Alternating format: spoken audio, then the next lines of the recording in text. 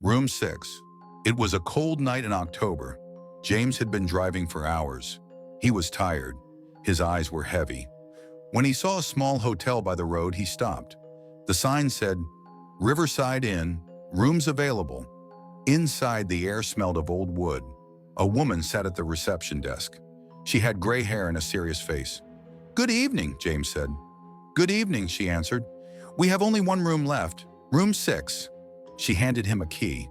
Then she looked at him and said very slowly, "Do not look out the window in room 6. No matter what you hear, do not look." James laughed nervously. "Why?" The woman shook her head. "Just don't." Room 6 was small. There was a single bed, a wooden chair, and a window with heavy curtains. James put his bag on the chair. He looked at the curtains. They were closed. He thought about what the woman had said. "Do not look out the window." It sounded like a strange joke. At midnight, James woke up. Knock, knock, knock. The sound came from the window. He sat up. The curtains moved slightly, as if touched by the wind. He remembered the woman's warning. He stayed in bed. He closed his eyes. Knock, knock, knock. It was louder now. James told himself, "It's just a tree branch." But he knew there were no trees outside his window. The parking lot was empty. He got out of bed and walked to the window. His hand touched the curtain. He stopped. The knocking stopped too. The silence was heavy, then a whisper. "James." His heart jumped. "How do you know my name?" He whispered back. No answer. He stepped away from the window.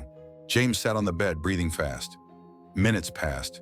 Then knock, knock, knock. This time it was softer, almost gentle. The voice came again. "Just look, please." James stood up. He felt like he was dreaming. His fingers touched the curtain again. Slowly, he pulled it open. Outside, there was no parking lot. There was a dark forest. In the forest, a tall figure stood between the trees. It had no face, only a white mask, smooth and round. The figure raised a hand and waved. James blinked, and the forest was gone. The parking lot was back, but the figure was still there, standing right outside the glass. James couldn't move. The figure leaned closer to the window. The mask touched the glass. It whispered, "Now you can never leave room 6. The next morning, the receptionist looked at the key on the desk.